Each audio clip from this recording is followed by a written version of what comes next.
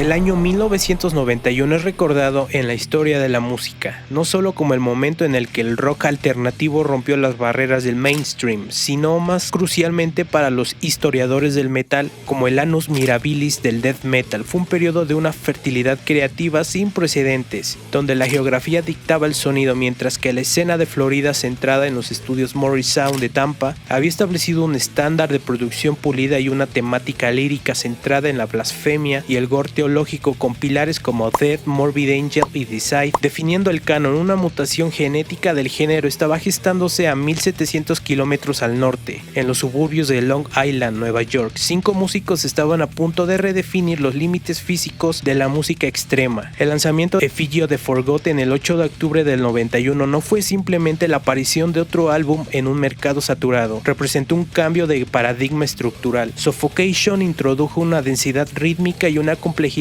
arquitectónica que el género no había presenciado hasta ese momento. Mientras sus contemporáneos buscaban la velocidad pura, el blast beat tradicional del grindcore o la atmósfera del naciente death doom, Suffocation optó por una colisión frontal de tecnicismo y brutalidad. Ahora vamos a diseccionar minuciosamente la creación de esta obra maestra, explorando cómo un grupo de jóvenes de Nueva York, armados con instrumentos afinados en registros abisales y una ética de trabajo de sótano, lograrían construir el plano arquitectónico sobre el cual erigían los subgéneros del brutal death metal y el slam death metal. La relevancia histórica de Effigy of the Forgotten radica en su capacidad para actuar como un puente evolutivo. Conectó la agresión callejera y el groove percusivo del hardcore neoyorquino con la exigencia técnica del metal progresivo, todo envuelto en una producción que, descrita por críticos y músicos, se asemejaba a una salsa de frijoles de múltiples capas, densa, impenetrable a primera vista, pero reveladora de una precisión matemática, bajo un escrutinio detallado. A través de un análisis de las fuentes primarias, entrevistas de archivo y revisiones técnicas, reconstruiremos la narrativa de cómo se forjó este monumento a la inhumanidad sónica. Suffocation tuvo que abrirse paso a paso. A diferencia de la claridad progresiva de Human o la atmósfera densa de Damned of Possession, Effigy of the Forgotten propuso una violencia percusiva y una afinación grave que alienó a los puristas del thrash, pero que capturó la imaginación de una nueva generación sedienta de extremismo.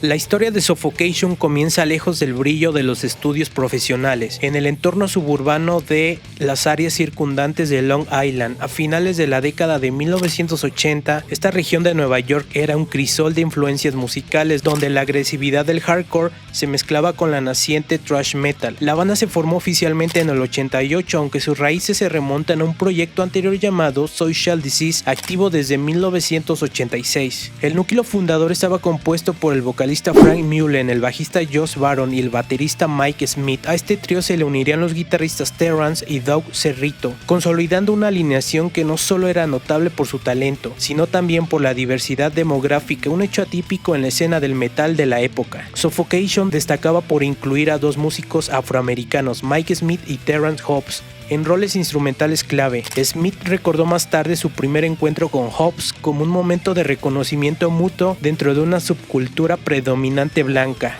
Y ahí fue donde noté por primera vez, wow, hay otro chico negro tocando este tipo de cosas. Esta diversidad, aunque rara vez el foco de su música, subrayaba el carácter humano y rompedor de barreras de la escena neoyorquina. La dinámica interna de la banda en sus primeros años se caracterizó por una reclusión creativa monástica. Mike Smith describe esta etapa como los días de la gloria absolutos, donde la banda operaba puramente como una banda de sótano, sin la presión de sellos discográficos o giras inminentes. El quinteto dedicó los años 89 y 90 a componer y ensayar implacablemente. No escribían para una audiencia, escribían para ellos mismos, buscando superar los límites de velocidad y pesadez establecidos por sus influencias, que incluían a bandas como Slayer, Destruction, Napalm Death y Sepultura. A diferencia de muchas bandas de la época donde un líder visionario dictaba la dirección musical, como Chuck Schuldiner en Death o Trey en Morbid Angel, Suffocation operaba bajo una democracia brutal. El proceso de escritura era colaborativo y despiadado. Smith lo describió como un estilo potluck,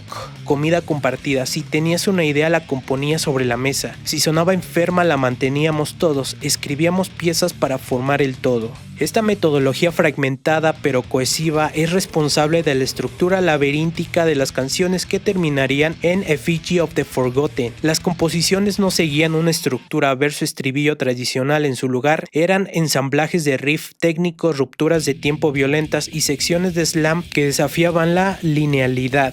Los temas fueron tocados cientos de veces antes de ser registrados, lo que permitió a la banda desarrollar una telepatía rítmica esencial para ejecutar su música. La primera señal de alerta en abril de 1991, el trabajo de Sótano culminó con el lanzamiento del demo Reincarnated, grabado con sus recursos limitados y duplicado en casetes, con portadas fotocopiadas. Este artefacto de 3 canciones, Human Waste, Involuntary Slaughter, Reincarnation, se convirtió en el demo que lo iniciaría todo. Aunque la calidad de sonido era precaria, descrita retrospectivamente como muy silenciosa, como si se hubiera grabado desde una distancia, la ejecución técnica brillaba a través de la estática. Se produjeron alrededor de 1000 copias, una cifra significativa para una demo de death metal, lo que indica la rápida propagación del nombre de la banda a través del circuito de intercambio de cintas, conocidos como tape trading. Esta demo solo sirvió para cimentar su estatus en el underground, sino que actuó como la tarjeta de presentación que atraería la atención de las grandes discográficas del género. Esta demo demostró que una banda, a pesar de su juventud, poseía una visión clara, la creación de una forma de arte sónico que priorizaba la intensidad física sobre la melodía convencional.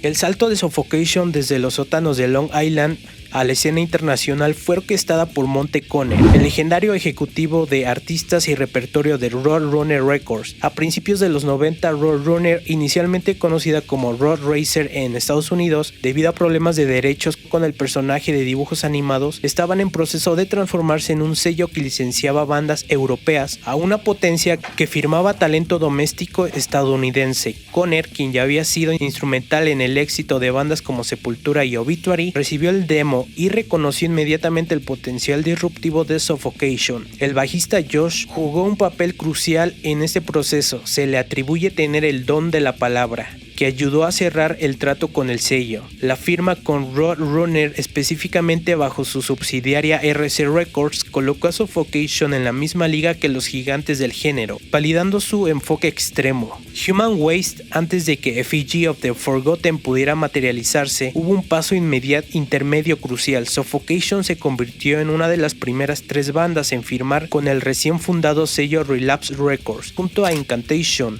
Esta asociación resultó en el lanzamiento del EP Human Waste, 1 de mayo de 1991. El EP sirvió como un globo sonda, estableciendo la presencia internacional de la banda antes del debut, aunque contenía versiones tempranas de canciones que aparecerían en Effigy como Infecting the Creeps y Mass Obliteration. La producción de Human era cruda y primitiva en comparación con lo que vendría después. Sin embargo, su lanzamiento fue estratégico, manteniendo el nombre de Suffocation en la prensa y en la tienda de discos mientras la banda se preparaba para su verdadera prueba de fuego, la grabación de larga duración en Florida.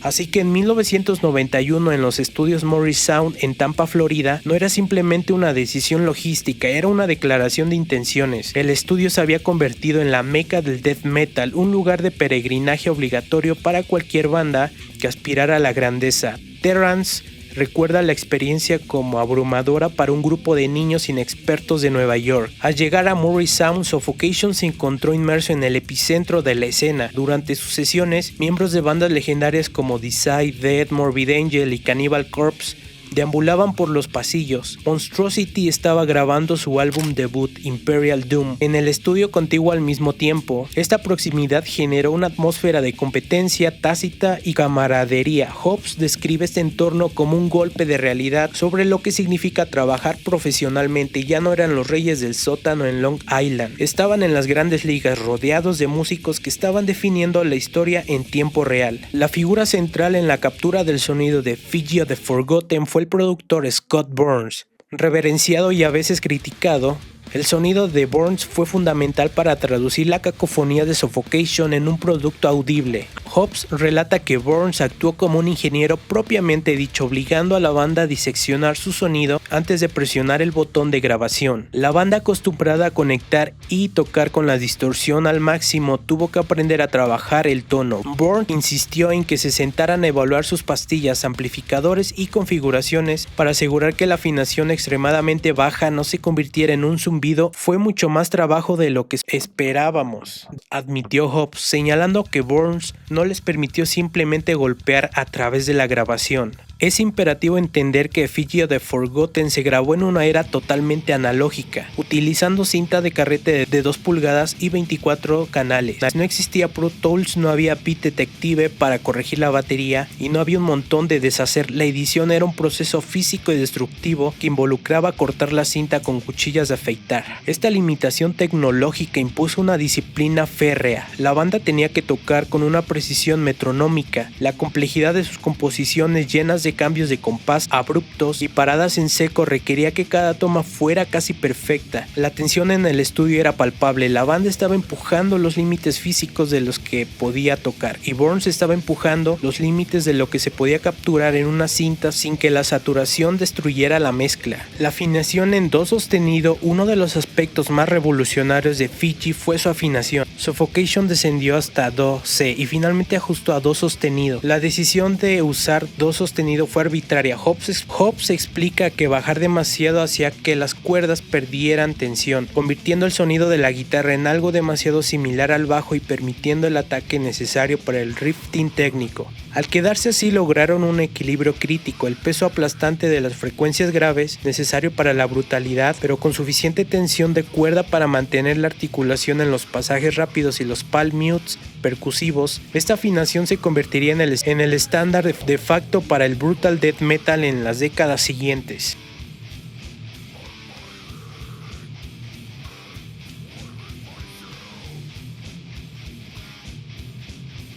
El sonido de Effigy of the Forgotten no es simplemente pesado, es una reingeniería de cómo funciona el metal extremo. Mike Smith no inventó el blast beat, ese honor suele recaer en bandas de grindcore como Napalm Death, Repulsion, pero sí lo perfeccionó y lo adoptó en el contexto del death metal técnico. Su técnica menuda, referida como el Smith Blast, difería mecánicamente de la versión tradicional. En el blast beat tradicional europeo de grindcore era bombo y la caja se alternan a altas velocidades. Smith, sin embargo, sincronizó el golpe de caja y el bombo para que impactaran simultáneamente. Mientras el platillo llevaba el contratiempo o variaciones de esta estructura, esto creó un muro de sonido percusivo mucho más denso y agresivo, eliminando la sensación de polka que a veces plagaba los beats más rápidos y descontrolados. Además, Smith, siendo autodidacta y habiendo comenzado en la guitarra, abordaba la batería como un instrumento melódico rítmico, que debía seguir y acentuar los riffs de cada guitarra nota por nota, en lugar de simplemente mantener el tiempo. Si hay un momento específico en Effigy of the Forgotten que alteró el curso de la historia, ocurre en la pista de apertura, League of Inveracity, aproximadamente en la marca de 2 minutos 52. En este punto la banda abandona la velocidad vertiginosa y cae en un riff cromático lento, rítmico y cargado de palm mute. Estos segmentos es ampliamente reconocido por los musicólogos de metal y fans como el primer riff de slam en la historia del death metal. Aunque existían los breakdowns en el hardcore y el thrash, como en Raining Blood de Slayer o Skull Crusher de Overkill, lo que hizo Suffocation fue diferente. La interpretación vocal de Frank Mullen en el álbum estableció el estándar de oro para las voces guturales bajas. A diferencia de los gritos rasgados de la era anterior, Mullen empleó un gruñido profundo y resonante, descrito a menudo como voz de verdugo. Su entrega era menos sobre la inteligibilidad lírica y más sobre actuar como un cuarto instrumento de percusión, llenando el espectro de frecuencias bajas. Visualmente y rítmicamente, Mullen también introdujo el infame corte de mano. Durante los pasajes rápidos, Mullen realizaba un movimiento de corte con la mano sincronizado con la caja de la batería. Según Mullen, esto nació espontáneamente en el escenario, al tratar de seguir la velocidad de Mike Smith.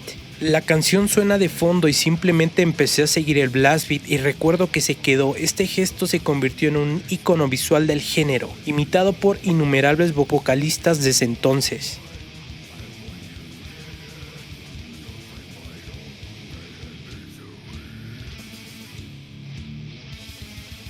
Una de las anécdotas más celebradas de las sesiones de Effigy es la participación de Corpse Grinder. En 1991 Fisher era el vocalista de Monstrosity y aún no se había unido a Cannibal Corpse. Al estar grabando en la sala contigua de Morrisound, Fisher se sintió atraído por el retumbar a través de las paredes que provenía de la sesión de Suffocation. La camaradería entre las bandas de Nueva York y Florida se solidificó en estos encuentros. En un ambiente descrito por Mike Smith como de fiesta fácil, Fisher terminó entrando en la cabina de grabación para prestar su voz. Sus coros se pueden escuchar claramente en temas como Mass Obliteration y Reincremation, añadiendo una capa extra de brutalidad y simbolizando la unión de las dos escenas más importantes del death metal estadounidense. El álbum lleva una nota de dedicación sombría, pero es importante. Patterson era el bajista de la banda de death metal técnico Atheist, quien había fallecido trágicamente en un accidente automovilístico a principios de 1991. Suffocation y Atheist habían compartido escenarios y circuitos de clubes y la banda consideraba a Patterson no solo un amigo sino un monstruo del instrumento, cuyo potencial se vio truncado prematuramente. Terrance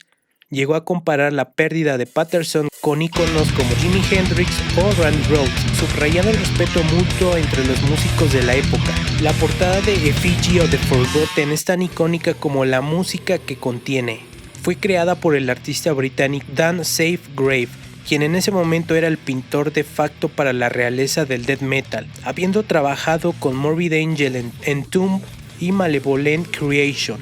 La imagen representa una máquina biomecánica masiva operando en un paisaje desolado y retorcido. El artista nos explica que el concepto, la máquina está hecha de escombros de chatarra y materia orgánica, recolectada del paisaje torturado. La función de esta entidad es alimentarse de cualquier forma de vida disponible para procesar la información genética e incubar su nueva raza de vida. Esta metáfora visual captura perfectamente la esencia de Suffocation, una máquina sónica construida a partir de los desechos del thrash y el death metal convencional, consumiéndolos para dar a luz algo nuevo y muy terrorífico. Curiosamente, Seagrave creó esta obra bajo una presión inmensa, alternando su trabajo con la portada de Like an Ever-Flowing Stream de Dismember. Él mismo describió la obra de Suffocation como una apuesta, con elementos extremadamente improvisados basados en bocetos previos. Para los miembros de la banda que describían a sí mismos como chicos de centro comercial, Mallrat Kids, obsesionados con la ciencia ficción y el horror, la portada fue amor a primera vista, intimidante, detallada y compleja, un reflejo exacto de su sonido.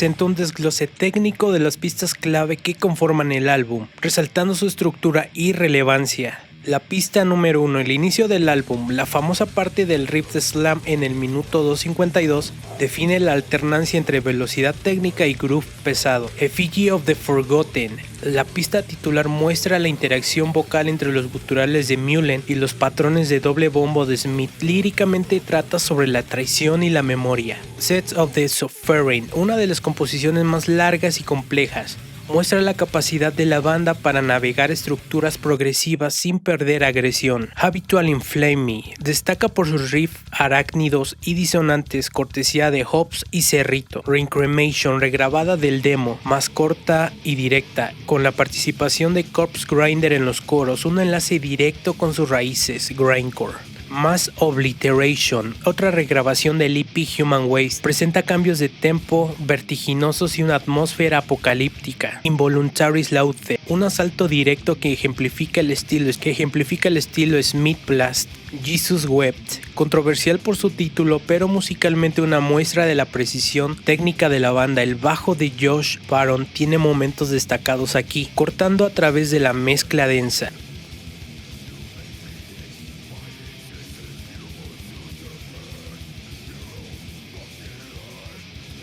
Cuando Effigy of the Forgotten llegó a las estanterías en octubre del 91, la reacción fue polarizada. La prensa de metal mainstream como Kerrang y revistas similares a menudo no sabían cómo procesar el álbum, las voces eran demasiado bajas, la producción demasiado densa. Sin embargo, en el underground el impacto fue inmediato. Los fans del death metal dirigieron, entendieron y adoraron el álbum rápidamente. Reseñas retrospectivas señalan que aunque la producción de Scott Burns fue criticada por algunos por ser asfixiante, esa misma calidad le dio al álbum su carácter único. Era un disco que sonaba como si estuviera colapsando sobre sí mismo bajo su propio sello gravitacional. Tras el lanzamiento, Suffocation se embarcó en giras brutales durante los años 92 y 93 para apoyar el álbum. Lejos del glamour de los autobuses de gira, la banda viajó en furgoneta durante semanas, compartiendo cartel con bandas como Vader, Dismember y Decide.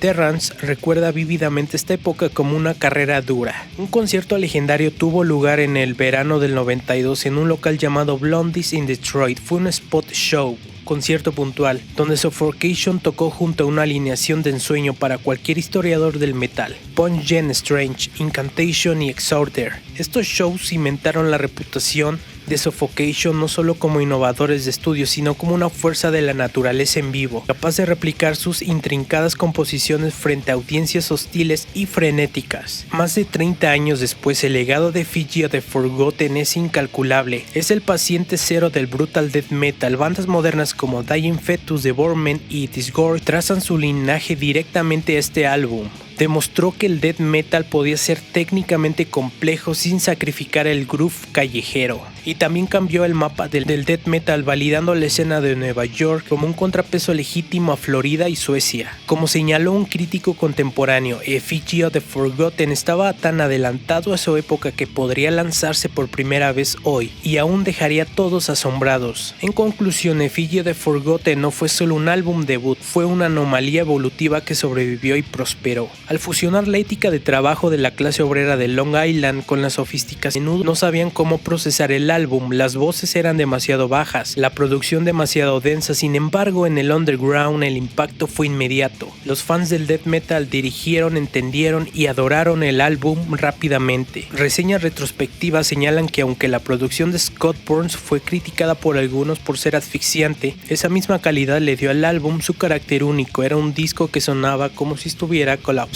sobre sí mismo bajo su propio sello gravitacional. Tras el lanzamiento, Suffocation se embarcó en giras brutales durante los años 92 y 93 para apoyar el álbum. Lejos del glamour de los autobuses de gira, la banda viajó en furgoneta durante semanas, compartiendo cartel con bandas como Vader, Dismember y Decide. Terrance recuerda vívidamente esta época como una carrera dura. Un concierto legendario tuvo lugar en el verano del 92 en un local llamado Blondies in Detroit. Fue un spot show, concierto puntual, donde Suffocation tocó junto a una alineación de ensueño para cualquier historiador del metal: Punch Gen Strange, Incantation y Exhorter. Estos shows cimentaron la reputación de Suffocation no solo como innovadores de estudio, sino como una fuerza de la naturaleza en vivo, capaz de replicar sus intrincadas composiciones frente a audiencias hostiles y frenéticas. Más de 30 años después, el legado de Effigy of the Forgotten es incalculable. Es el paciente cero del brutal death metal. Bandas modernas como Dying Fetus, Devorment y Disgorge trazan su linaje directamente a este álbum. Demostró que el death metal podía ser técnicamente complejo sin sacrificar el groove callejero. Y también cambió el mapa del death metal, validando la escena de Nueva York como un contrapeso legítimo a Florida y Suecia. Como señaló un crítico contemporáneo, Effigy of the Forgotten estaba tan adelantado a su época que podría lanzarse por primera vez hoy y aún dejaría a todos asombrados. En conclusión, Effigy of the Forgotten no fue solo un álbum debut, fue una anomalía evolutiva que sobrevivió y prosperó. Al fusionar la ética de trabajo de la clase obrera de Long Island con la sofisticación técnica de la élite de Morrisound, Suffocation creó un híbrido indestructible. A través de la visión de Monte Conner, la ingeniería de Scott Burns, el arte de Dan y sobre todo la ejecución virtuosa de Mullen, Hobbs, Smith, Cerrito y Barón, este álbum se erige como el monolito sobre el cual descansa todo el género del metal extremo moderno. La máquina de la portada sigue alimentándose y su código genético vive en cada riff de slam, cada blast beat sincronizado que resuena en los sótanos de todo